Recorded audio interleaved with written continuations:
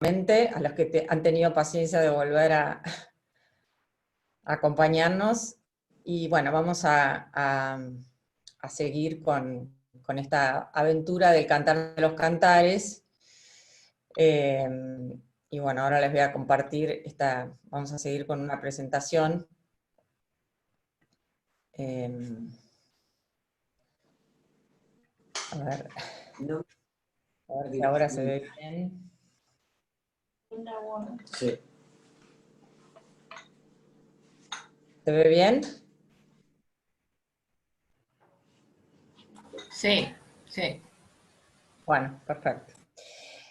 Bueno, si se acuerdan, la última vez, la vez anterior, habíamos dicho que para interpretar el Cantar de los Cantares teníamos que hacernos algunas preguntas, ¿no? Yo ahora voy a hacer como un pequeño resumen para ubicarnos en lo que vimos, ¿no?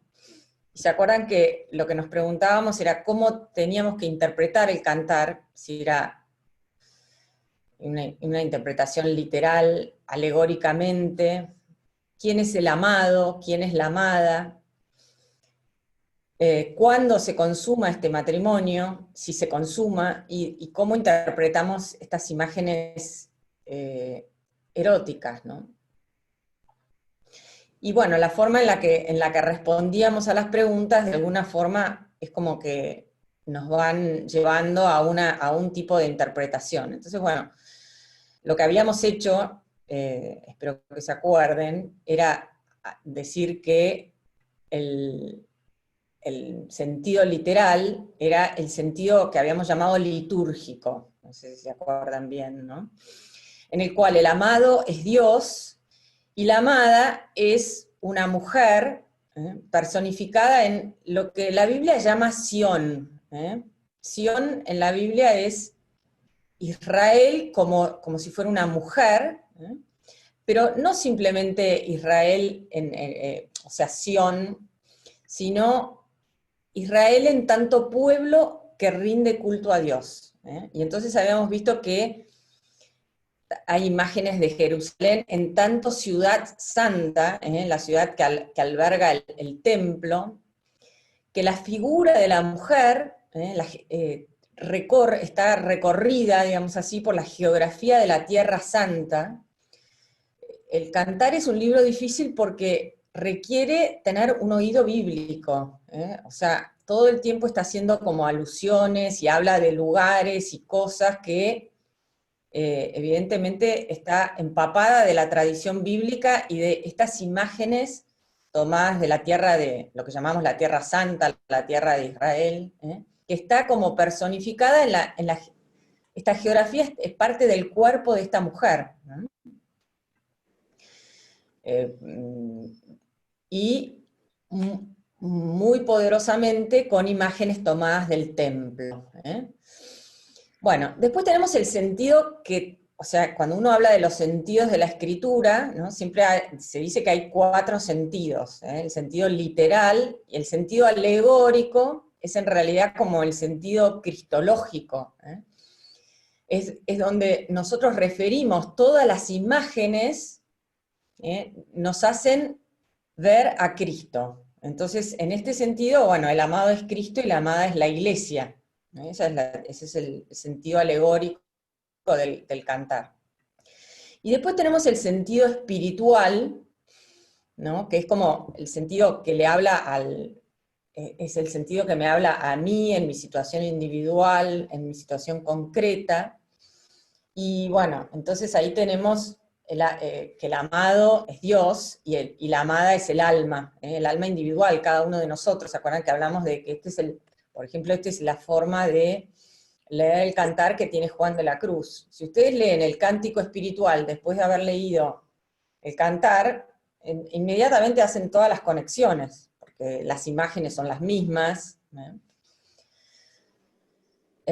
Bueno, y después está el amor humano entre el varón y la mujer, que es un poco lo que vamos a concentrarnos quizás hoy. Y después está también el amor entre Dios y la Santísima Virgen. ¿Se acuerdan que yo les hablé que hay como una interpretación mariológica en muchos de los padres, está esta interpretación. Ninguna excluye a la otra, todas son complementarias, ¿no? Y después está el sentido escatológico, es decir, el que nos lleva al más allá, ¿no? Cristo y su esposa, la Iglesia, esto hace referencia, digamos, se continúa, si ustedes quieren, en el Apocalipsis, ¿no? Tanto colectiva como individualmente, como el cumplimiento de la imagen esta esponsal que es tan fuerte en la Biblia, ¿no? Entonces acá yo les traigo así abre el cantar, ¿se acuerdan, no? Y vemos les quiero mostrar simplemente, ya hablamos de la interpretación litúrgica, pero les quería mostrar algunas imágenes de cómo se puede, por ejemplo, leer cristológicamente, o cómo lo han leído los padres, ¿no? No es que no estamos inventando nada acá, yo no estoy inventando nada. Entonces, por esto, por ejemplo, que me bese con los besos de su boca, ¿no? Que ya de esto hablamos.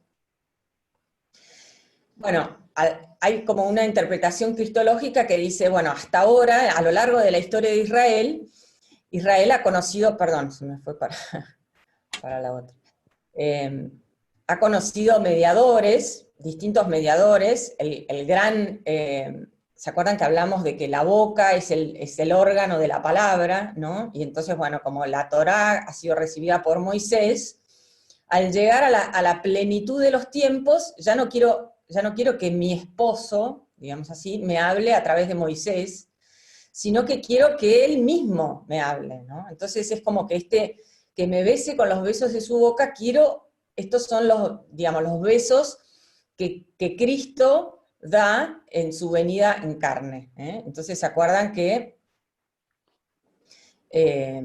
lo que dice la carta a los hebreos, ¿no?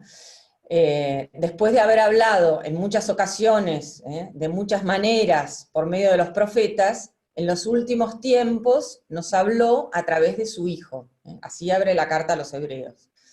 Y es como esta frase es un resumen de toda la Biblia, de muchas maneras, de muchos estilos literarios, de muchos modos, nos habló en el pasado a través de los profetas, es decir, de todos los escritores bíblicos, de todos lo que llamamos autores sagrados, pero ahora, o sea, en el tiempo presente del autor de la carta a los hebreos y en el nuestro, nos ha hablado a través de su Hijo, heredero de todas las cosas, por el cual hizo todo.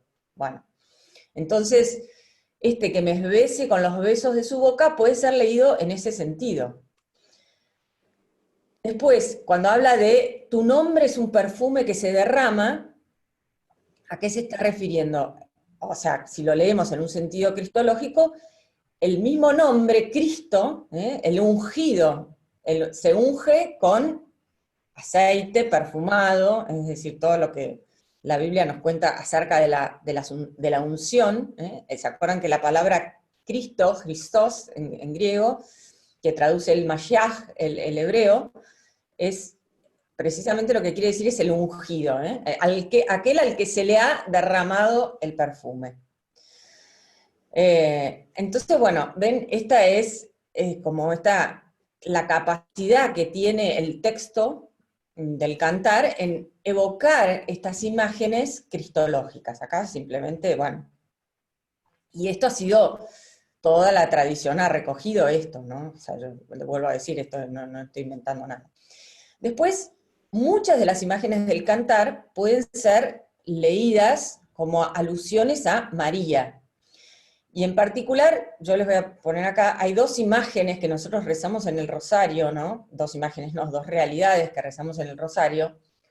Una es la Asunción y la otra es la coronación de María, como Reina y Señora de todo lo creado, que no tienen, si nosotros no tenemos el evento en la escritura que relata, pero si ustedes, por ejemplo, buscan en internet, como hice yo, el rosario bíblico, vieron que está lleno, ¿no? de estos libritos, donde para poder rezar el rosario tienen como distintas frases de la escritura para que uno pueda meditar. Y miren, por ejemplo, para el cuarto misterio glorioso, por ejemplo, ¿no? Que es la Asunción. Entonces, por ejemplo, tenemos, habla mi amado y me dice, levántate, amada mía, y ven, hermosa mía, porque ya pasó el invierno, cesaron y se fueron las lluvias. Es decir, ven, esto de levántate, amada mía, como haciendo alusión a la Asunción. Es como Dios que habla a María y le dice, el invierno ya pasó, y ahora se fueron las lluvias y ven. En la frase anterior, esta de el rey me introdujo en sus habitaciones, de lo que habíamos visto antes, fíjense, acá, también podemos, se puede leer como una alusión a María que llega al cielo, y el rey la introduce en sus habitaciones. Después, ¿quién es esta que sube del desierto como una columna de humo perfumado de mirra, de incienso, de todos los perfumes exóticos? Es la litera de Salomón. Bueno. Paloma mía, que anidas en las grietas de las rocas, en lugares escarpados, muéstrame tu rostro, déjame oír tu voz, porque tu voz es suave y es hermoso tu semblante. Todas estas frases del cantar, ¿no?, se leen como alusiones a María que llega al cielo. Y lo mismo en la coronación. Pero una sola es mi paloma, mi preciosa, ella es la única de su madre, la preferida de la que la engendró. Al verla, la felicitan los jóvenes, las reinas y las concubinas la elogian. O sea, fíjense cómo de alguna forma está evocando el Magnificat, ¿no?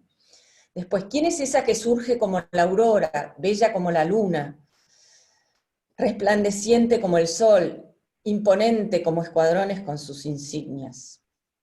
Eres un jardín cerrado, hermana mía, novia mía, eres un jardín cerrado, una fuente sellada. Tus brotes son un vergel de granadas con frutos exquisitos, aleñas con nardo, bueno, todas estas, ven, estas frases del cantar pueden ser leídas en esta interpretación mariológica como aludiendo a la Virgen. Y de hecho, o sea, vuelvo a decir, toda la tradición, lo que llamamos la tradición, ha leído el cantar. Una forma de leerlo es a través de ver en el cantar a María como la esposa. Y la tradición cristiana, por ejemplo, ha leído esto del alma individual que busca a Dios en la Escritura, lo tenemos en la escena tan pintada por tantos autores, por tantos maestros de la pintura, que es la de María Magdalena en el huerto. Entonces, esto acá en la columna izquierda aparece el cantar, ¿no? Dice, en mi lecho por la noche busqué al amor de mi alma, lo busqué y no lo encontré. Esto que hablábamos de el alma que busca a Dios incesantemente y nada la termina por satisfacer. Me levanté y recorrí la ciudad, calles y plazas, busqué al amor de mi alma, lo busqué y no lo encontré. Me encontraron los guardias que hacen ronda en la ciudad. ¿Habré visto al amor de mi alma? ¿Habéis visto, perdón, al amor de mi alma? Apenas los había pasado cuando encontré al amor de mi alma. Lo agarré y no lo soltaré hasta meterlo en la casa de mi madre, en la alcoba de la que me concibió. Júrenme, hijas de Jerusalén, por las gacelas y las ciervas del campo, que no despertarán ni desvelarán a mi amor hasta que le plazca. Entonces, esto de que la amada está buscando al amado, pregunta por él, no lo encuentra, finalmente lo encuentra, lo quiere como agarrar, pero después tenemos esta imagen de como que todavía no llegó el momento. Fíjense, no desperten ni desvelen a mi amor hasta que le plazca. Entonces, los rabinos leían esto también como todavía no es el tiempo en el cual Dios va a visitar a Israel definitivamente, el Mesías, bueno, todavía falta. Bueno, hay esta sensación, esto que yo les decía como clave, como una clave de interpretación, que es el tema del deseo que no se termina nunca de satisfacer. Voy a galletita porque como poco. Y Los perros entonces se acá tenemos el texto de esto que yo les digo, no es ningún invento. Si ustedes van a la fiesta litúrgica de María Magdalena, que estoy casi segura que es el 22 de julio, si la memoria no me falla, ustedes van a ver que la primera lectura es esta del cantar, y la segunda es esta que aparece acá. O sea, la liturgia, acuérdense siempre, ¿no?, que nosotros rezamos lo que creemos y creemos lo que rezamos. Esta interrelación profunda entre liturgia y fe. Y la liturgia como maestra de la fe también, porque a través de la liturgia nosotros aprendemos de los misterios. Es como la primera fuente de...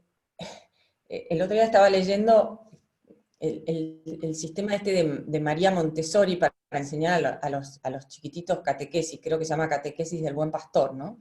Y ella habla de la importancia de que los chiquitos participen en la liturgia, porque nosotros muchas veces pensamos, no van a entender nada, ¿para qué? Y sin embargo, es como que al revés, el niño capta el misterio, si uno se lo presenta bien. Pero bueno, volvamos acá a nuestro texto, ¿no? ¿Se acuerdan? Acá a la izquierda en el cantar, esto de no lo encuentro, ¿no? Entonces María, que se había quedado fuera, llorando junto al sepulcro, mientras lloraba, se asoma y vio a dos ángeles vestidos de blanco, sentados uno a la cabecera y otro a los pies del lugar donde había sido puesto el cuerpo de Jesús. Entonces, alegóricamente, estos son estos guardias,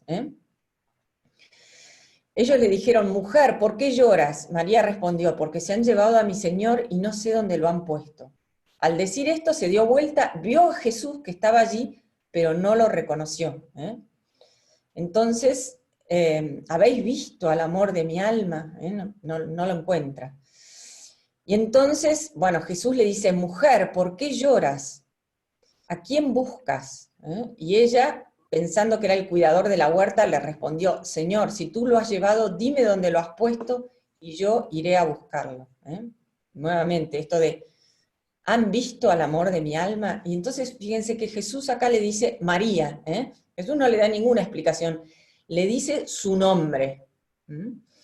Y entonces ella lo reconoce porque él le dice su nombre. Esto de... también el buen pastor, ¿no?, que llama a las ovejas por su nombre. Ven que está todo acá implícito. Entonces ahí ella lo reconoce, Raboní, el maestro. Y Jesús le dice, no me retengas, porque todavía no he subido al Padre. Ve a decir a mis hermanos, subo a mi Padre, el Padre de ustedes, a mi Dios, el Dios de ustedes.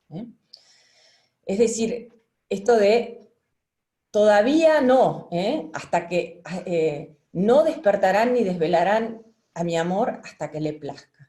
Todavía algo más necesitamos. Bueno, entonces ven cómo la tradición cristiana lee alegóricamente el cantar como el cantar prefigura de alguna forma la resurrección, pero todavía no es la ascensión, todavía el matrimonio no se consuma, digamos así.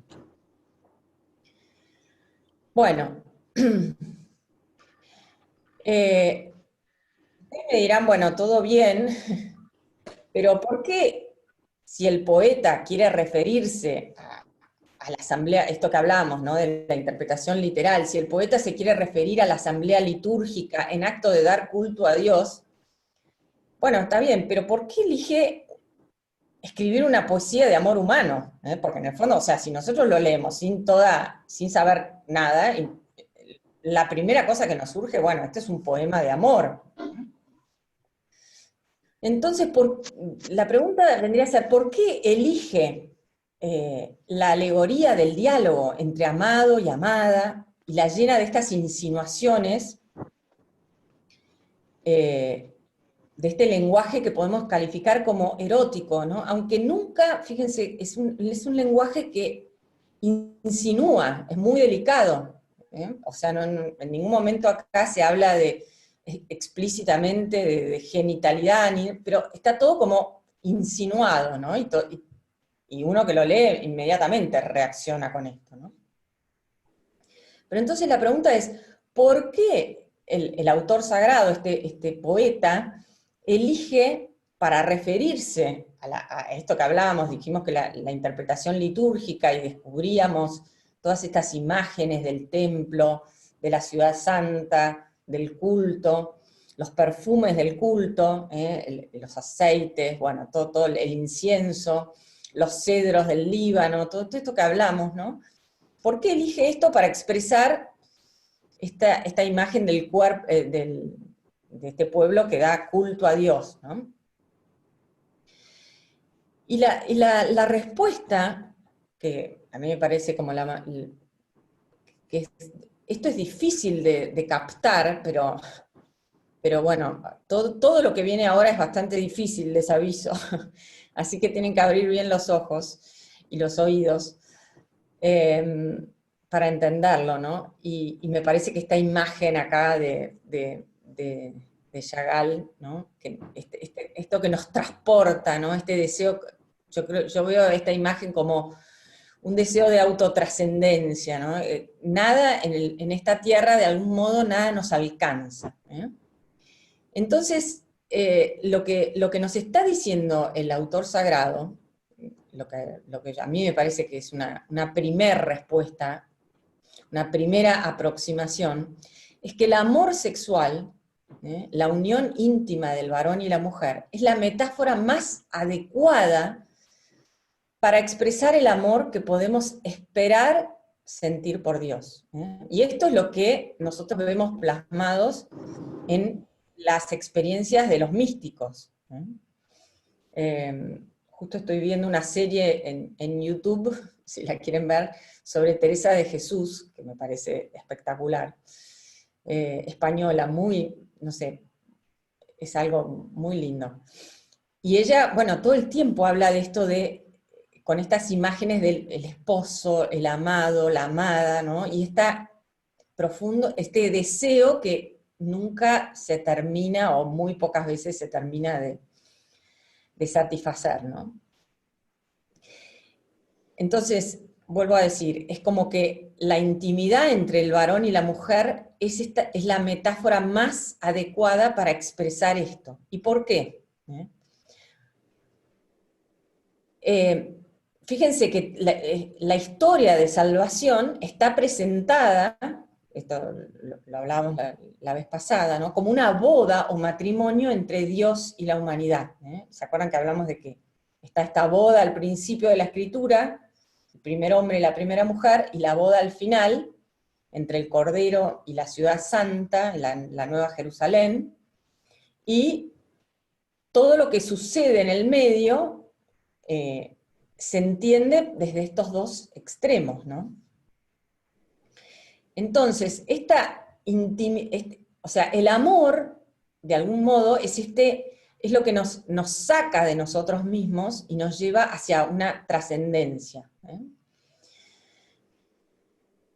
La intimidad entre el varón y la mujer, de alguna forma, es esta situación extática, es como un anticipo del cielo.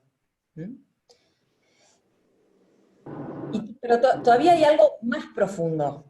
Esto por ahí lo podemos captar, pero bueno, tenemos que dar un paso más. Y esto es lo que nos va a conectar con esto que ustedes me pidieron de la teología del cuerpo. A ver, vamos a tratar de verlo, ¿no? Acá tenemos otra pintura así de Chagall, que miren, acá no sé si se ven bien en sus pantallas, ¿no?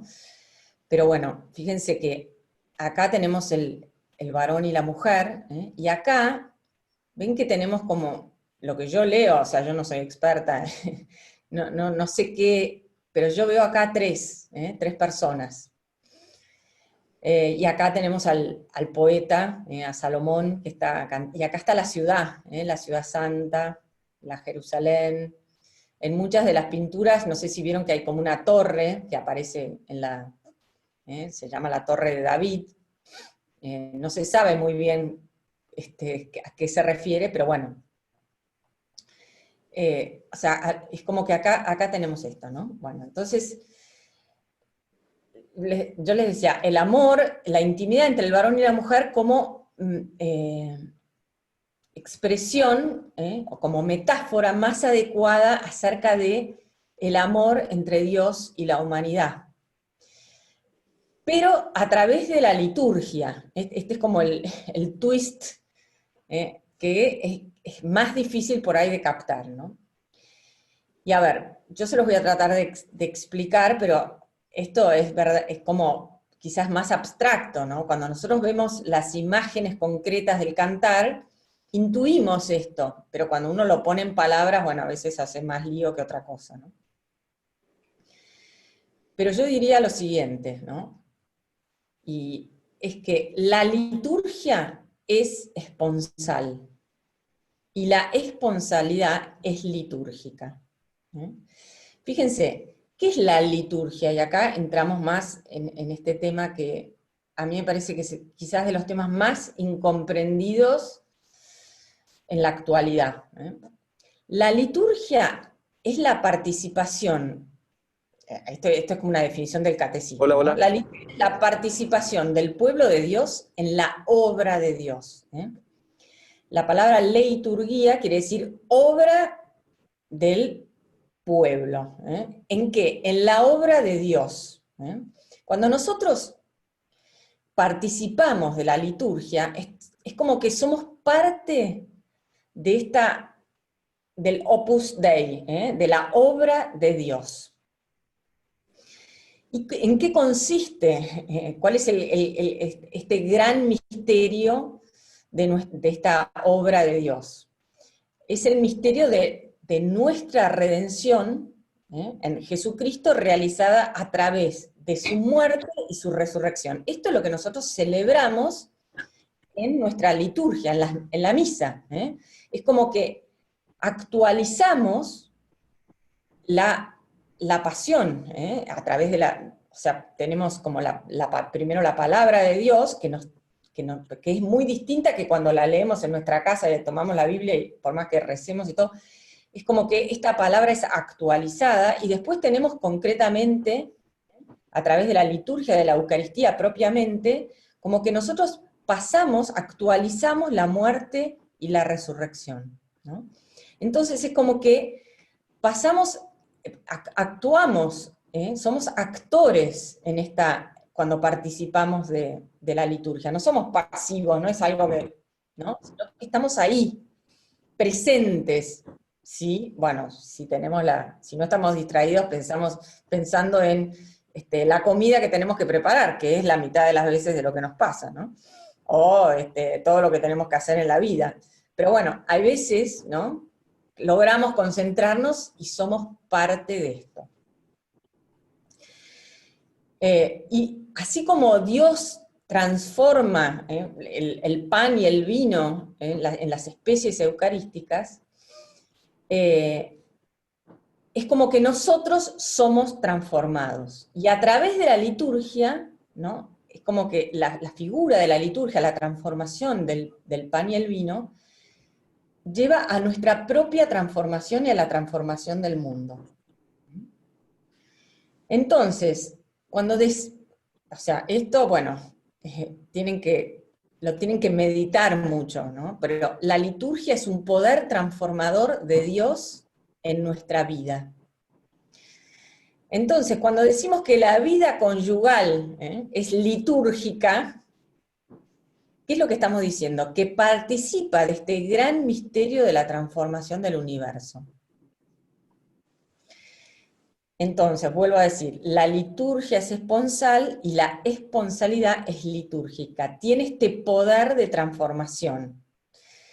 La unión íntima del hombre y la mujer en el amor conyugal tiene por objeto santificar al mundo como un signo de redención. Es como un recuerdo constante de lo que sucedió en la muerte y la resurrección de Cristo. Y esto que yo les digo, no lo estoy inventando, esto es lo que dice, la carta a los Efesios, en su capítulo 5, que ahora les voy a poner simplemente una frase, pero después en su casa, léanla completa, ¿no?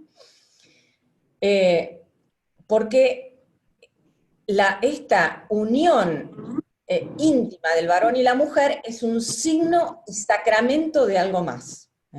Eso es lo que tenemos que captar. Entonces, por eso es que el poeta elige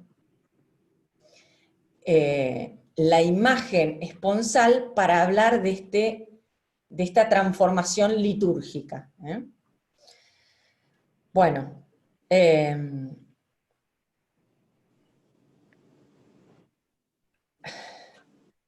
fíjense lo que dice San Pablo, ¿no? Se está refiriendo al matrimonio, pero se está refiriendo a Cristo y a la Iglesia. Ya no la podemos leer entera, pero ustedes después léanla. Entonces, fíjense que toma la frase desde el principio: por eso el hombre dejará a su padre y a su madre para unirse a su mujer, y los dos serán una sola carne. Evidentemente se está refiriendo a esta unión entre el varón y la mujer. Y después dice, este es un gran misterio, y yo digo que se refiere a Cristo y a la Iglesia. ¿Ven? O sea, todo esto que está diciendo, de repente dice esto, yo digo que se refiere a Cristo y a la Iglesia. Está hablando de que el marido tiene que amar a la mujer, que la mujer tiene que respetar al marido. Bueno, todo esto que quizás al mundo contemporáneo le cuesta tanto aceptar y entender, pero bueno, ya eso es otro tema. Pero bueno, fíjense, o sea, el matrimonio lo refiere a Cristo y a la Iglesia, y lo llama el gran misterio. Este es el gran misterio. Misterio significa en la Biblia, no es algo que yo no entiendo, aunque tiene esa nota, sino como que es un plan. La palabra misterio, en griego, alude a un plan que Dios tiene para nosotros. Bueno, entonces con todo esto, que espero que hayan entendido, después lo tienen que meditar, vamos a ver un poquitito del tema de la teología del cuerpo. Entonces, bueno, yo lo llamé perspectiva porque, o sea, ya no es interpretación, sino que es una perspectiva para que nos añade algo más profundo todavía para comprender el cantar. ¿Qué es esto de la teología del cuerpo de Juan Pablo II? Entiendo que quizás hay varios de ustedes que han hecho cursos y saben de este tema, pero bueno, yo lo voy a explicar para todos. Tampoco yo no soy experta en este tema, pero bueno, he leído, me encanta y me parece que es algo valiosísimo que hay que profundizar mucho. Y tampoco no es tan sencillo, ¿no? Bueno, ustedes saben que las catequesis de los miércoles son como una suerte de plataforma que tienen los papas para dirigirse a los fieles. Esto existe desde el año 1870, con el famoso Pío IX. Allá a partir de 1870 empezaron esto de las catequesis. Pero Juan Pablo II fue el primer papa que hizo de las catequesis algo como sistemático, ¿no? Eligió un tema, antes era como, bueno, o se comentaba, no sé, el Evangelio del Domingo, distintos temas, pero lo que hizo Juan Pablo II fue tomar un tema y desarrollarlo a través de varios años. Y él empieza con la primer catequesis del cuerpo, de la teología del cuerpo, la da el 5 de septiembre de 1979, y termina, bueno, en la mitad viene el famoso atentado, pero terminan estas catequesis en el año 1984. En realidad, Juan Pablo había preparado todo esto, antes de ser papa, para publicarlo en un libro que se iba a llamar Varón y Mujer los creó. Esto nos dicen sus biógrafos, ¿no? Y él había preparado, bueno, entonces cuando él decide hacer esto, tenía preparadas 135 catequesis, de las cuales solamente dio 129. Y precisamente las que no dio, o sea, las que no habló,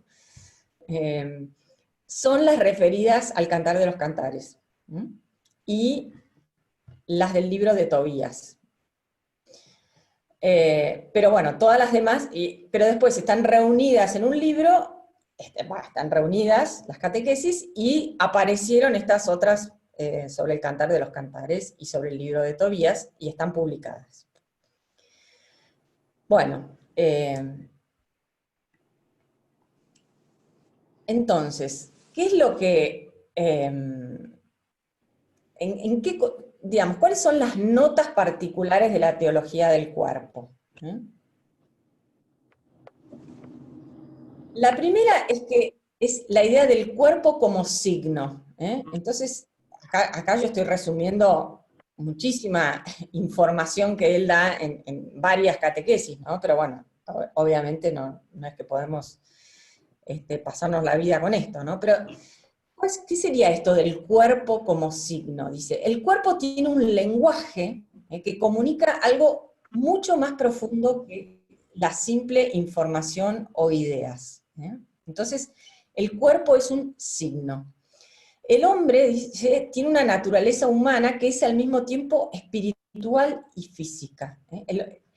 El hombre es una unidad, no es que tengo el alma por un lado y el cuerpo por otro, sino que esta es la visión bíblica. Es como que están completamente interpenetrados el cuerpo y lo que nosotros llamamos el espíritu.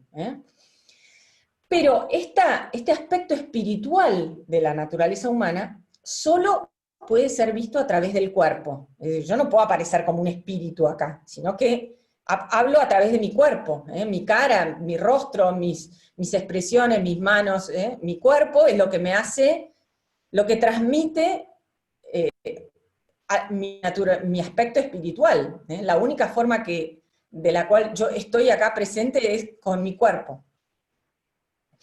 Entonces, el cuerpo es capaz de hacer visible lo invisible. Entonces, inmediatamente tenemos esto de que cuando uno habla de que el cuerpo expresa a la persona y hace visible lo invisible, inmediatamente la palabra que surge es sacramento, porque justamente la definición de sacramento es una realidad visible que hace, o una realidad que hace visible lo invisible. Entonces, en este sentido, el cuerpo es sacramento. Entonces, pero hay algo todavía más acá, ¿no? O sea, el cuerpo ha sido creado por Dios para transferir a la realidad visible el misterio, esto que hablábamos antes, oculto desde toda la eternidad en Dios, es decir, el plan de Dios. Entonces, es como el cuerpo es un signo de este misterio. ¿Y cuál es este misterio? Y vamos a ver como que tiene dos cosas. O sea, ¿y en qué sentido el cuerpo comunica este misterio? Lo comunica a través de su ser sexual, de su ser varón y mujer. Esto ahora voy a tratar de explicarlo. Ven que es bastante complejo el tema, ¿no? Pero entonces, vuelvo a decir, el cuerpo ha sido creado para transferir a la realidad visible, es decir, para hacer visible el misterio de Dios. Y por lo tanto es como un signo de este misterio. ¿Cuál misterio? ¿Cuál plan? El plan, o sea, ¿qué es lo que nos comunica? Nos comunica el misterio de la vida intratrinitaria. Por eso me parecía, voy a volver para atrás, perdón, ¿no? Esto que capta Chagall, ¿no? Esto por un lado, aquí el misterio de la unión del hombre y la mujer, y por el otro lado, esto que yo, por lo menos yo no sé si veo mal o bien, ¿no? Veo estos tres acá, ¿no? Entonces, la unión del varón y la mujer como reflejo de la vida intratrinitaria. ¿eh?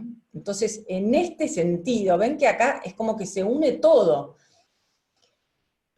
O sea, tenemos esto de que la esponsalidad es litúrgica, que la liturgia es esponsal, que el cuerpo es signo, que el cuerpo es sacramento de este misterio al cual nosotros no podemos más que asomarnos, porque es como un océano en el cual nos hundimos y solamente de alguna forma nadamos en la superficie, que es este misterio de la vida intratrinitaria. Bueno, vuelvo a esto. Entonces, el cuerpo como sacramento, y entonces el cuerpo tiene un significado nupcial, en tanto que tiene la capacidad de expresar amor y comunión. Es como una común unión. ¿Ven? Entonces el cuerpo tiene un significado nupcial. Vuelvo a repetir las mismas palabras porque es difícil, ¿no? Me parece que es un pensamiento muy abstracto. En tanto tiene la capacidad de expresar amor y comunión. Entonces, por medio de este amor, la persona se convierte en don para el otro. ¿Ven? Cuando uno se da al otro, uno se convierte en don para el otro.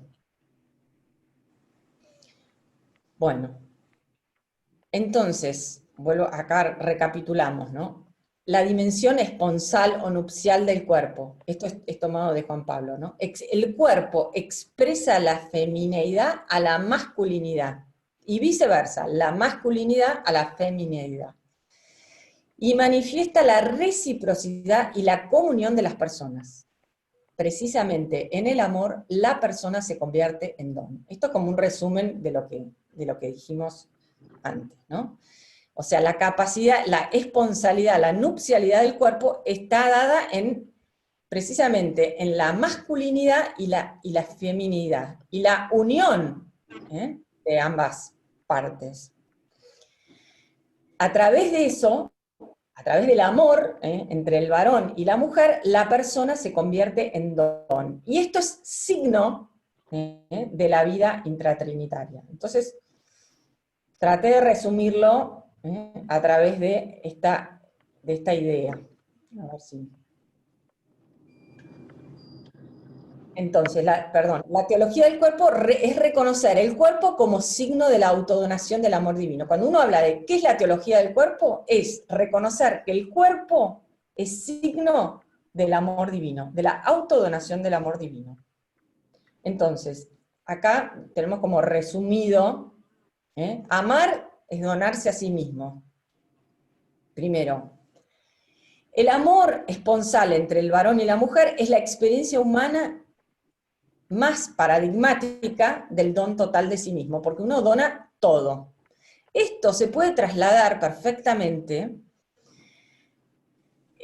o sea, uno puede ser madre y padre en cuerpo, verdadera, físicamente, pero también existe la maternidad y la paternidad espiritual. Esta no es la única forma, y de hecho, si nosotros queremos entender verdaderamente lo que significa la paternidad, San Pablo nos dice que Dios es fuente de toda paternidad.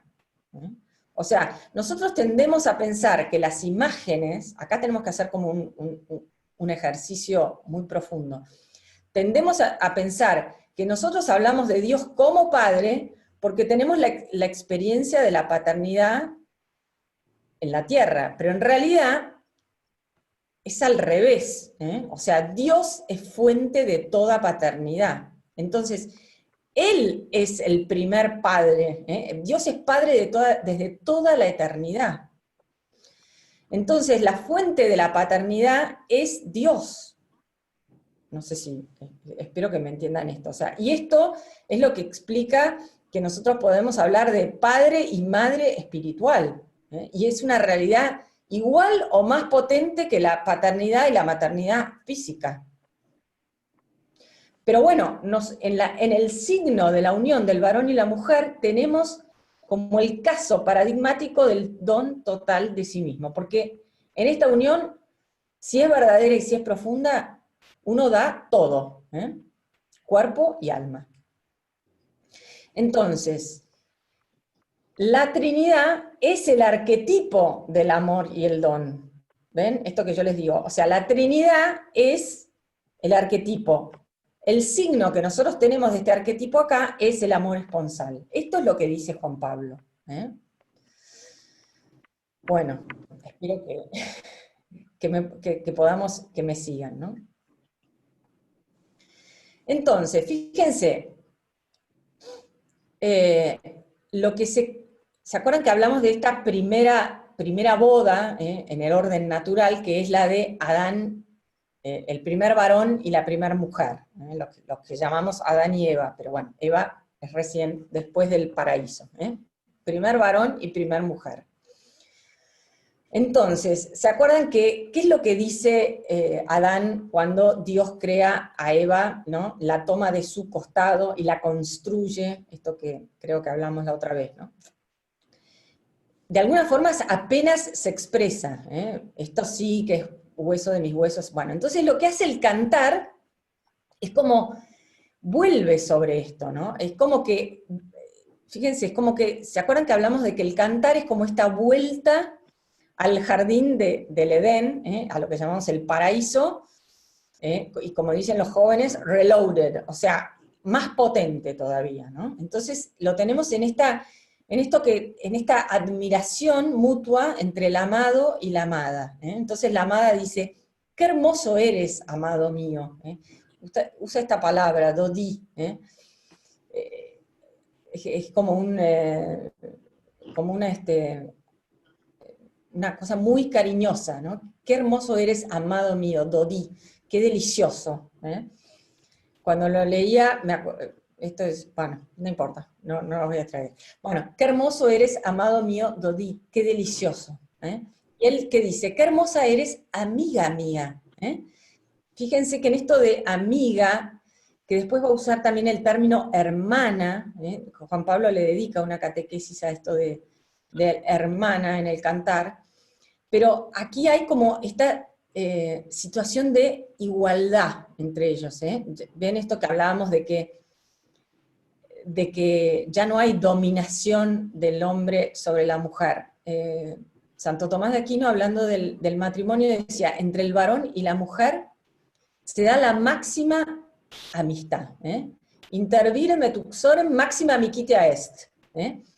El máximo grado de amistad entre el varón y la mujer, hablando del matrimonio, ¿no? Y fíjense, esto lo recoge el cantar. Qué hermosa eres, amiga mía, qué hermosa eres. Palomas son tus ojos. Vieron que se habla de que el arrullo de los novios, bueno, esta expresión, ¿no? Palomas son tus ojos. Y después esto que todo el tiempo repite el cantar, ¿no? Mi amado es para mí y yo soy para mi amado. Que dijimos que esta es la frase de la... esto es la alianza. En la alianza que Dios hace con Israel, ¿qué es lo que le dice?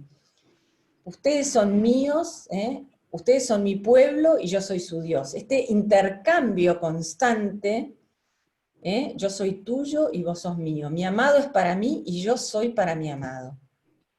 De vuelta lo vuelve a repetir más adelante, ¿no? Y después esto de yo soy para mi amado y su deseo es para mí. Esto que habíamos hablado de el teshukah, el deseo que que se revierte esta maldición, digamos así, del paraíso, donde, ¿se acuerdan? Tu deseo irá hacia tu marido y él te dominará. Y ahora, en cambio, el deseo del marido es para la mujer. O sea, se ha vuelto a este shalom original.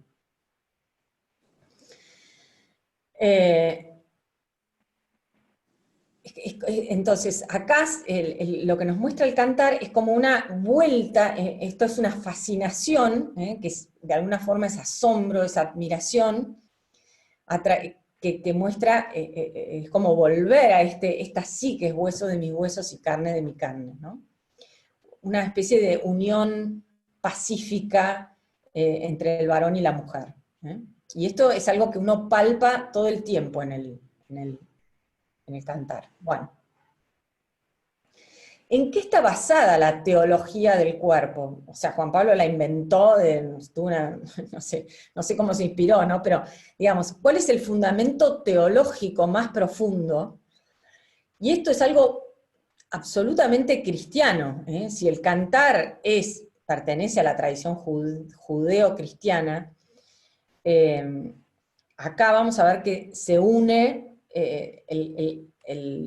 toda lo que llamamos la tradición judía con la tradición cristiana, ¿no? La primera es el hecho que ha sido querido por Dios y creado por Él, donde se afirma en el libro del Génesis que Dios creó al hombre y a la mujer, dice, hagamos al hombre, al Adamá, a nuestra imagen y según nuestra semejanza. Es decir, esto de la imagen, que el hombre ha sido creado a imagen y semejanza de Dios, es algo que es insondable. O sea, podemos pasarnos toda una vida meditando sobre qué significa esto. Pero, ¿en qué consiste esta imagen de Dios en el hombre? Bueno, los padres le han dedicado tomos y tomos y tomos, ¿no? a pensar en qué consiste la imagen. Se ha hablado de que está en la naturaleza espiritual, en la inteligencia, en la voluntad, bueno, un montón de cosas que habría que dedicarle como varias charlas para pensarla. Pero lo cierto es esto, ¿no? El hombre ha sido creado a nuestra imagen y según nuestra semejanza, según dice el Génesis en el capítulo 1, versículo 26, ¿no? Entonces, lo que va a decir Juan Pablo es que Dios hizo varón y mujer, los hizo varón y mujer, y tienen esta imagen impresa, ¿dónde? En el cuerpo. ¿Eh?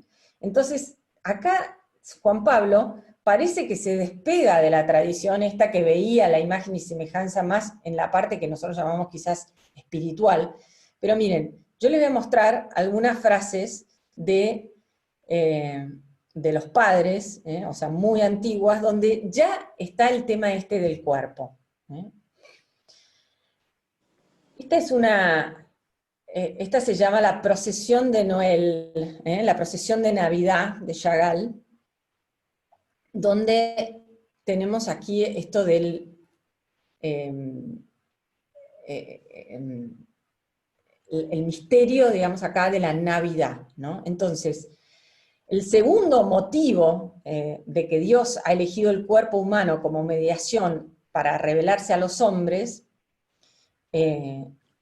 es el dato de la encarnación. Esto que llamamos de que el verbo, como dice el prólogo del Evangelio de Juan, que la palabra, esto de la palabra se hizo carne y habitó entre nosotros. Este misterio, acá ya entramos ya en el misterio propiamente del cristianismo. Por un lado tenemos esto de Dios hizo al varón y la mujer a su imagen y semejanza. Varón y mujer los creó, ¿se acuerdan? Así sigue el verso del Génesis. Pero el segundo misterio, el segundo paso en esto, es que Jesús se revela, o sea, por un lado revela qué significa ser hombre, o sea, revela el hombre a sí mismo, como dice Gaudium et Spes en el número 22, a través de su cuerpo. Entonces, en su cuerpo revela el misterio del Padre y de su amor. Entonces, podemos decir esto, ¿no? Que, fíjense esta frase, este texto que está tomado de la carta a los hebreos, dice, por eso Cristo al entrar en el mundo dijo, tú no has querido sacrificio ni oblación, en cambio me has dado un cuerpo. Bueno, Entonces tenemos, entre estas dos, acá se resume, digamos, muy sucintamente, el misterio de la encarnación, ¿no? La palabra, el dabar, de Dios, esto de que Dios habló a nosotros de muchos modos, por medio de los profetas, ahora nos ha hablado por medio de su Hijo, la palabra se hace carne y vive entre nosotros, podemos ver el rostro de Dios, y por eso, y esta otra, ¿no? Por eso Cristo al entrar en el mundo dijo, tú no has querido sacrificio ni oblación, en cambio me has dado un cuerpo. ¿Eh? Esto es fuertísimo. No sé si puedo... Fíjense lo que decía Tertuliano, hablando del Génesis. Cuando Dios modelaba el barro, pensaba en Cristo, el hombre futuro, que es barro y palabra, hecha carne y tierra. Y Dios hizo al hombre, lo que acaba de plasmar, y lo formó a imagen de Dios, es decir, de Cristo. O sea, cuando Dios crea al hombre, está pensando en Cristo. Por eso Pablo va a poder hablar de Cristo como el nuevo Adán. Entonces, ese barro al que ya se le daba la imagen de Cristo futuro en carne, no era solo la obra de Dios, sino su prenda. Cuando se modelaba el barro, se pensaba en Cristo, el hombre futuro. Entonces, esto que hablaba antes Juan Pablo, Dios revela, o Cristo revela al hombre verdaderamente lo que debe ser el hombre.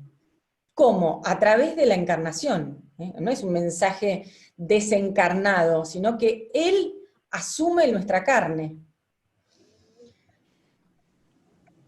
Esta otra de San Justino. Evidentemente el hombre, en cuanto plasmado a imagen de Dios, era carnal, porque a la vista es que ante Dios la carne es algo precioso. Esto es lo más propio de nuestra fe, que es esto de la carne. No sé, les quiero transmitir esto porque esto es muy importante captarlo. O sea, nuestra religión no es una religión, no es un mensaje que llega del más allá, completamente espiritualizado, fuera de... No, se da en la carne, a través de la encarnación. Porque a la vista está que ante Dios la carne es algo precioso. Primero lo demuestra el haber sido plasmado Él como imagen que nace grata a quien la modela y la pinta. De San Justino. Y después esta de Ireneo. Al hombre, empero, lo plasmó Dios con sus propias manos, tomando el polvo más puro y más fino de la tierra y mezclándolo en medida justa con su virtud, con su aliento sagrado, podríamos decir. Dio a aquel que plasma su propia fisonomía, de modo que el hombre, aún en lo visible, esto los destaco yo, ¿no? El hombre, aún en lo visible, ¿qué es en lo visible? El cuerpo, fuera imagen de Dios. Porque el hombre fue puesto en la tierra plasmado a imagen de Dios. Y a fin de que pudiera vivir, sopló Dios en su rostro un hálito vital, de manera que tanto en el soplo como en la carne plasmada, el hombre fuera semejante a Dios. Esto es algo olvidado, Hay como una tendencia a espiritualizar la imagen simplemente en algo, pero no, la imagen está en la carne, Y esto es lo que va a decir Pablo, por eso Pablo va a poder decir, ustedes son templos del Espíritu Santo, pero en su cuerpo es templo del Espíritu Santo. ¿Por qué? Porque es parte de esto, o sea, hemos sido hechos a imagen y semejanza de Dios en la carne. Bueno, me pongo un poquito vehemente, perdón. Bueno, y a esto, a estos dos elementos, la creación y la encarnación, hay uno más, hay otro misterio más, que es el misterio de la resurrección. ¿A qué se refiere la resurrección? Al destino final del cuerpo humano. Acá también el mundo contemporáneo es como que tiene esta idea muy vaga, ¿no? O sea, siempre piensa en la vida después de la muerte como una vida espiritualizada, como un alma desencarnada que está ahí vagando por no sabemos dónde. Pero precisamente el misterio de la resurrección se refiere, es como completa esto de la dignidad de la imagen del cuerpo, ¿Ven? Es como que si no tuviéramos la resurrección es como que nos faltaría una pata. Entonces tenemos la creación del varón y la mujer a imagen y semejanza, la encarnación y después la resurrección. Esto es como lo que especifica a la fe cristiana. Por eso Pablo va a decir, si Cristo no resucitó, vana es nuestra fe. Estamos como, como lo platónico, el cuerpo es como una cárcel del alma, ¿no? No es así. La resurrección de los cuerpos es como muy central de nuestra fe, es algo que tendemos a olvidar. Entonces, a pesar de que el cuerpo crece, de sus sufrimientos, su envejecimiento hasta la muerte, su descomposición orgánica, todo lo que pasa en la muerte, el cuerpo humano está destinado a resucitar. Y esto está acreditado, digamos, tenemos la realidad como firmada en la resurrección. Este es como el dato histórico fundamental de que Jesús resucitó de entre los muertos. Y esto, o sea, acá el debate contemporáneo sobre la realidad histórica de la resurrección muestra cómo es como una degradación, los que no creen en la resurrección degradan el cuerpo. Entonces, porque precisamente sobre la base de la resurrección, del acontecimiento histórico, de lo que nosotros llamamos que realmente ocurrió de la resurrección, es que nosotros confiamos en que todos los hombres serán integrados a esta fuerza del resucitado. Es como hace a la coherencia de nuestra fe. Bueno. Fíjense que el cantar tiene esto que quizás es de las cosas más populares, digamos, del cantar, ¿no? Que tantas veces se reza o se canta en las bodas, ¿no? Que es el tema que alude al tema de la muerte, ¿no? Porque el cuerpo, así como es signo de lo que llamábamos de la vida intratrinitaria, de la esponsalidad, bueno, todo esto que hablamos, oculta adentro suyo esta perspectiva de la muerte, a la cual el amor no quiere someterse. Esto es lo que nos dice esta frase del cantar. Vamos a hablarla. Ponme como un sello sobre tu corazón, como un sello sobre tu brazo, porque el amor es fuerte como la muerte, implacable como el Sheol. Implacables como el Sheol son los celos. Sus flechas son flechas de fuego, sus llamas, llamas del Señor. Las aguas torrenciales no pueden apagar el amor, ni los ríos anegarlo. Si alguien ofreciera toda su fortuna a cambio del amor, tan solo conseguiría desprecio. Entonces, bueno, vamos a tratar de desmembrar un poquito esto, ¿no? Empezamos por esto, ¿no? Dice, ponme como un sello sobre tu corazón, como un sello sobre tu brazo.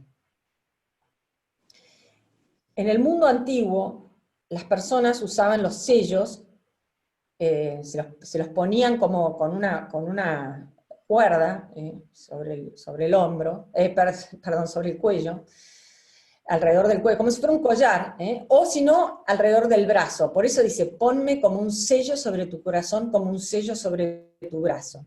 Y el sello era una marca personal. ¿Vieron? Bueno, esto lo hemos visto en innumerables películas, ¿no? Esto de sellar con cera, ¿no? Y poner su propio sello.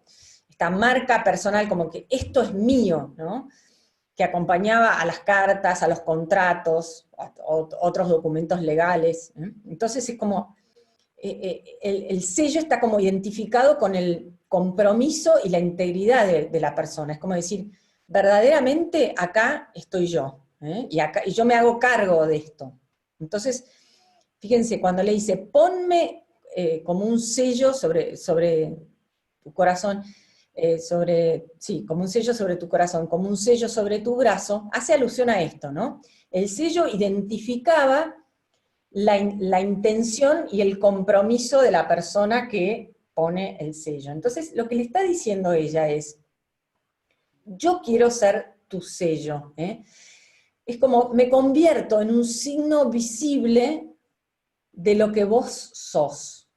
Esto es lo que está diciendo. Fíjense, ponme como un sello sobre tu corazón. Quiero ser un sello, algo visible de tu propia existencia. Esto es lo que le dice la amada.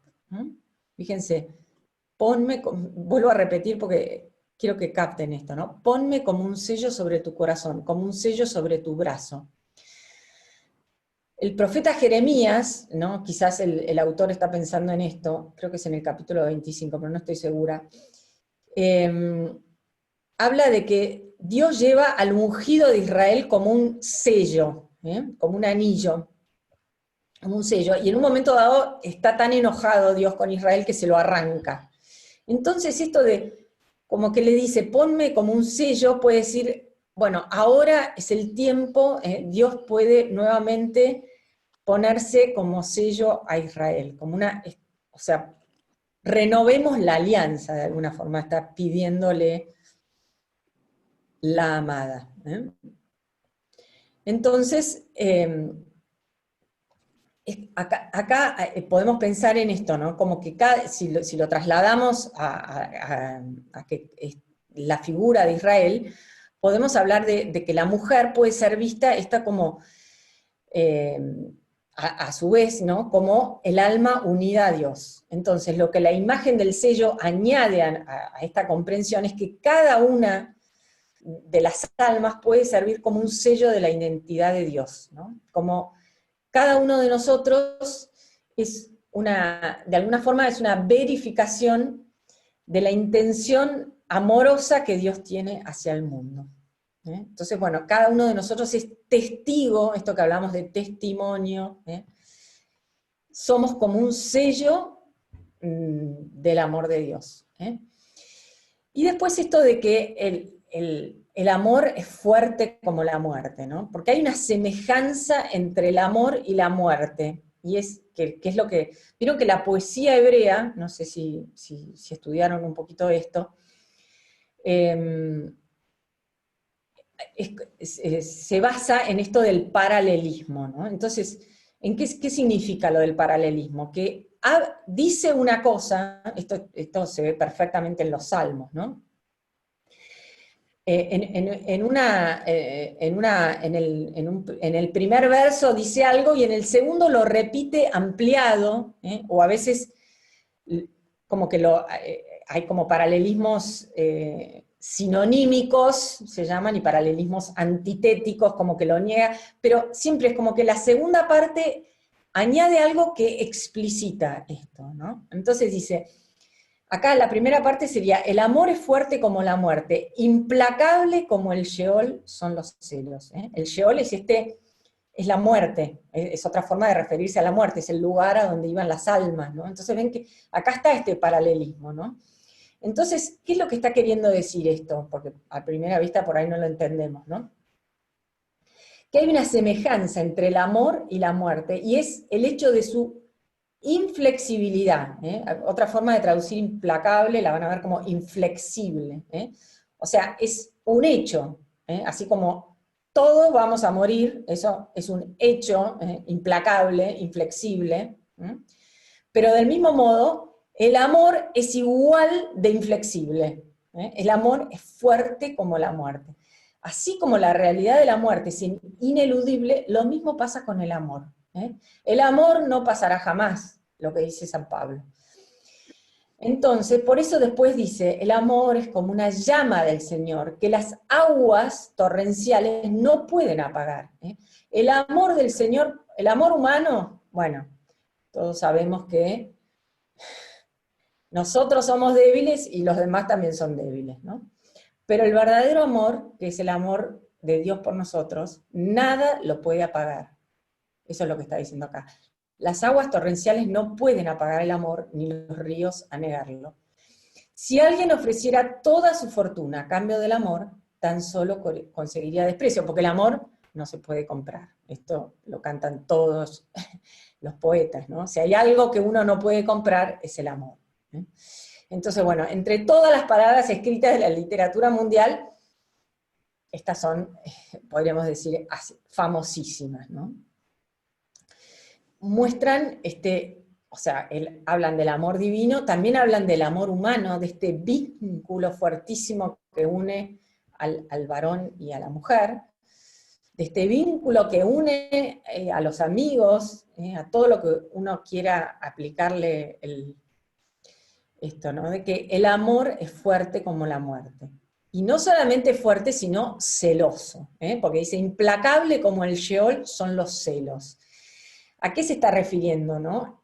Acá nosotros tendemos a pensar en la persona celosa, bueno, el celo como, quizás como algo no tan bueno, ¿no? Pero ¿se acuerdan que cuando Jesús expulsa a los vendedores del templo, los evangelistas le aplican esta frase de la Escritura que dice, los celos por tu casa me consumen. El celo bíblico es, en realidad, es como la exclusividad, esto es para esto, ¿no? O sea, esto que hablábamos de que el cantar refleja, cuando el amado habla de la amada, y al final es como que se burla un poquito de Salomón, vuelve a hablar de Salomón, ¿se acuerdan que yo les conté eso? En el fondo está aludiendo a que Salomón cae en cuesta abajo en la rodada, ¿no? Y tiene un montón de mujeres y un montón de concubinas. En cambio, el amado dice que ella es mi única, Por eso el amor es como los celos, porque habla acá de la exclusividad. Entonces, en la medida que nosotros nos damos íntegramente por amor, estamos protegidos de alguna forma contra el temor de la muerte que esclaviza a cada ser humano. Fíjense ahora, sin más, lo que está pasando ahora con esto de la famosa pandemia. En el fondo es un terror a la muerte. Pero bueno, no me voy a meter con eso. Pero eso es lo que hay atrás. O sea, todo esto, hay como una suerte de esclavización del hombre en pos de esta pseudo seguridad que nunca vamos a tener. Pero bueno, no me voy a meter en este tema porque no es lo propio mío, pero bueno, yo así lo veo, ¿no? Entonces, el amor es el que nos protege contra el temor de la muerte, que de alguna forma nos esclaviza. El libro de la sabiduría, cuando habla de, recuerda lo del jardín, y recuerda esto que llamamos la caída de Adán y Eva, habla de que Adán tenía miedo a la muerte, que Adán se asusta. ¿Por qué? Porque esto que nosotros llamamos la serpiente, y que la vemos así como este animalito que se enrosca en el árbol, en realidad, bueno, en la tradición bíblica es como una suerte de dragón, es una cosa gigantesca, temible, y que representa la muerte. Entonces, Adán tiene miedo a la muerte. Y todos nosotros los seres humanos tenemos miedo a la muerte. Y está bien que la tengamos, ¿no? Es algo instintivo, pero hasta nos puede llegar a esclavizar. Entonces, lo que dice acá es que los que se consumen por amor nunca pueden ser aniquilados por la muerte. Esto, si ven la serie de Teresa de Jesús, ella en un momento dado tiene un diálogo, no sé si verdadero o ficticio, con un sacerdote, y entonces ella le dice que quiere morirse, que no teme a la muerte, porque está consumida de amor. Y la otra dice, no, yo no me quiero morir. Bueno, ninguno de nosotros no se quiere morir, quiere pasar un tiempito más acá. Pero bueno, el amor es esto que de alguna forma me libera de la esclavitud del miedo a la muerte. Lo que va a decir Pablo, ¿no? No soy yo, sino Cristo que vive en mí. Bueno. Y entonces, así termina el cantar, ¿no? Oh tú que moras en los jardines, mis compañeros prestan oído a tu voz, deja que la oiga. Perdón. Huye, amado mío, sé como la gacela o el joven cervatillo por las montañas perfumadas. Fíjense que la canción, el cantar, termina como empezó, en medio de las cosas, ¿no? O sea, no hay como algo muy definitivo en el fin del cantar, ¿no? ¿Pasó algo en el medio? Y bueno, podemos pensar que, o sea, si lo leemos, ¿no? Acá obviamente no tenemos tiempo de leer todo el cantar, ¿no? Pero bueno, vemos que hay como algo que pasó, ¿no? Y ella que cuidaba los viñedos de otros, ¿se acuerdan? Ella que decía que mi viña no la guardé, y estaba cuidando las viñas de otros, pero descuidando el suyo propio, ahora habita en jardines. Y ella dice, fíjense lo que dice, es raro, ¿no? Porque dice, huye. No está diciendo, o sea, ¿se acuerdan que todo el tiempo es ven, ven? Pero ahora de alguna forma dice, huye, amado mío, huye, amado mío, sé como la gacela o el joven cervatillo por las montañas perfumadas. Entonces lo que está diciendo, algunos comentarios de los rabinos decían que Israel le dice a Dios que todavía no es el momento, esto que hablábamos, ¿no? El momento de consumar la boda. Es como que la tradición bíblica es muy realista. Nosotros, ¿cómo hubiéramos terminado esta historia? ¿No? Vivieron felices y comieron perdices, hubiéramos dicho, ¿no? Pero hay algo más.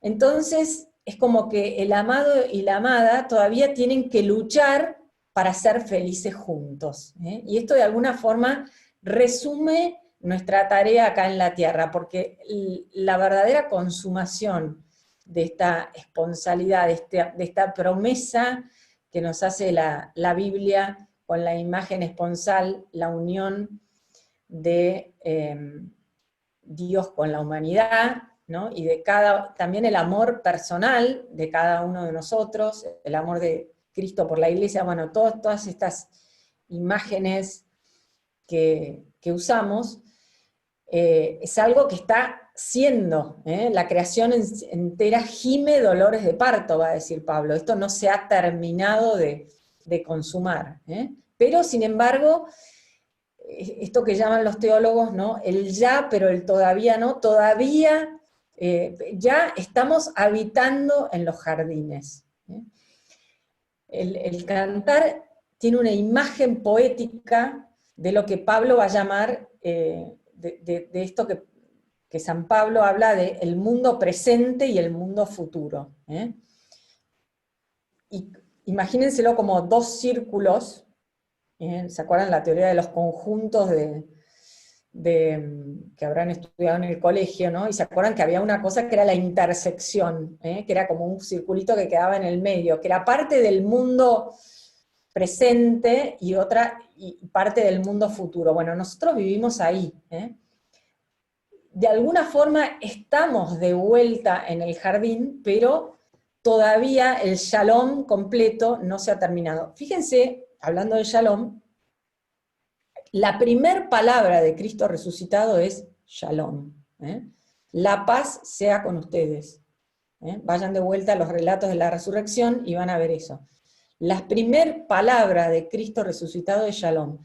O sea, Cristo nos devuelve al shalom original del jardín. Pero, sin embargo, todavía es un ya, pero todavía no, como van a decir los teólogos, ¿no? Entonces, la canción no termina con los amantes sentados juntos en el jardín, todavía están en movimiento, todavía están, podríamos decir, tensos por el deseo, todavía están esperando algo que todavía no se les ha dado, un momento, una presencia, ¿no? Entonces, de alguna forma hay como una nota de separación, de incertidumbre, de anticipación de un próximo encuentro. Y creo que es una figura de nuestra relación con Dios. Dios nunca nos termina de satisfacer completamente en este mundo, sino que continuamente, si es que nos vaciamos, como va a decir San Agustín, aumenta nuestro deseo. Entonces tenemos que purificar, expandir este deseo, y la expansión y la purificación de este deseo es la señal más segura de la presencia de Dios entre nosotros. Entonces, de alguna forma, como el arte, lo que nos muestra el cantar es que el arte de la vida espiritual es el arte de aprender a vivir con nostalgia, con ansiosa expectativa de este abrazo final. Y el crecimiento es hacer que esta presencia de Dios se sienta cada vez más y de alguna forma de formas nuevas, ¿no? Bueno, yo voy a terminar acá con esta imagen maravillosa de Chagall del jardín. Este es el jardín, estos son Adán y Eva, el primer varón y primera mujer, en el jardín de Edén, al cual nos quiere llevar el cantar. Bueno, espero que no haya sido demasiado.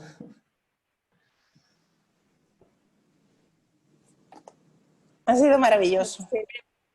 Muchísimas Magnífico. gracias. Sí, muchas Muchísimas gracias. gracias. Hermoso. Espectacular. Espectacular. Muchas gracias. Sí. Una Sí, maravilla. yo tengo una preguntita. Bueno, más que una preguntita, sí que me ayudes a entender una cosa, Luisa, por favor. Estamos leyendo en los cantares, ¿verdad? Y como tú nos decías, pues como que no se ve el final, ¿verdad? Queda la expectativa. Y aquí como nosotros sabemos que el fruto, ¿verdad? Del amor entre un hombre y una mujer, el fruto del matrimonio son los hijos, ¿no? Lo decimos por lo general. Y si hacemos esa analogía, ¿verdad? De Cristo como el Adán, como el hombre, Cristo, y luego María como la iglesia. Y cuando vemos la última escena en los que está Cristo en la cruz, María en la cruz y está Juan. Entonces podemos decir ahí que Juan es el fruto, es el hijo, ¿verdad? De María, pasa a ser el hijo de María y nosotros pasamos a ser sus hijos. Por lo tanto, nosotros somos el fruto del amor entre la iglesia y Dios, ¿verdad? Sí. Ahora acá no vemos eso. Entonces, ayúdame a entender eso. O sea, ¿en dónde está aquí el fruto de los amantes? ¿O todavía lo estamos esperando? No, mira, este es una cosa importante que dijiste que me doy cuenta que no la dije en la charla, es que cuando decimos que la unión del varón y la mujer es en cierta forma nos comunica el misterio de la vida intratrinitaria,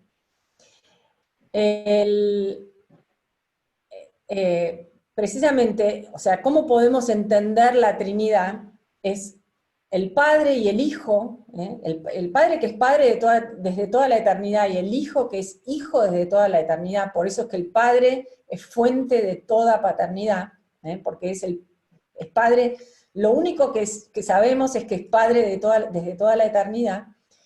El amor entre el Padre y el Hijo es el Espíritu Santo. O sea, por eso otro nombre del Espíritu Santo es amor. Amor. Uh-huh. Bueno, entonces, en el cantar, todavía, o sea, esto pertenece a la tradición judía, o sea, todavía no tiene, y entonces, ¿qué quiero decir acá? A lo que vos estás aludiendo es a la maternidad espiritual de María. Entonces, eso todo, o sea, si nosotros miramos la historia de salvación como boda, esto ya es objeto de otra charla, podemos hablar de 4 bodas. Una es la del primer hombre y la primera mujer, otra es la del Apocalipsis, que es la consumación de todas estas bodas. Sí. Después tenemos la alianza en el Sinaí, que los profetas la ven como boda, pero después es como la verdadera boda se da en la cruz. Entonces, Sí. acá en el cantar todavía no tenemos eso. Entonces, en la María al pie de la cruz se convierte es ícono de la iglesia porque da a luz a los hijos espirituales. La iglesia, la maternidad de la iglesia se ejerce en traer al mundo nuevos cristianos, en criar cristianos, digamos así, podemos decir así, ¿no?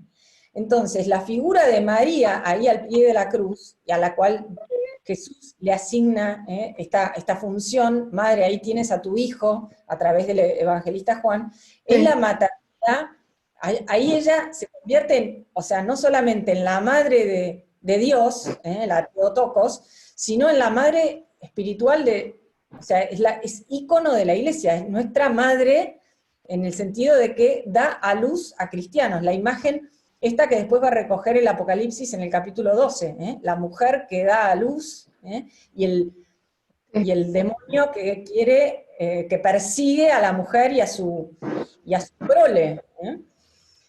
Entonces, digamos, lo que el cantar anticipa, prefigura, se va digamos, a consumar en la cruz. O sea, lo que nos falta acá es la cruz. El cantar simplemente acá no habla de esto. Y fíjate que el amor humano no está visto, no es como que todavía, porque como no se ha consumado en realidad el matrimonio, todavía no ha dado fruto. No sé si... Claro. El matrimonio, el cantar, no se consuma. Por eso está esta imagen, ¿no? Esto que hablábamos de esto que se hacía, ¿se acuerdan con María Magdalena? Este paralelo, ¿no? No despierten a mi amor hasta que le plazca. Todavía no ha llegado el momento de la consumación del matrimonio. Bueno, Sí, perfecto. no sé si... Perfecto. No sé si Sí, muchas Perfecto. gracias. Perfecto. O sea, yo lo leí, fíjate, tengo varias versiones de la Biblia en español, entonces leí el cantar en las versiones que yo tengo, y luego lo leí en inglés también, porque tengo una Biblia en inglés. Y es curioso cómo en inglés hay ciertas palabras que le dan un poco de sentido un poco más fuerte, ¿no? Entonces me encantó, pero tenía esa duda, o sea, en ninguno podía encontrar eso de ¿y dónde está el fruto? O sea, en realidad no se llega a consumar aquí. Claro. no se llega a consumar. Luisa,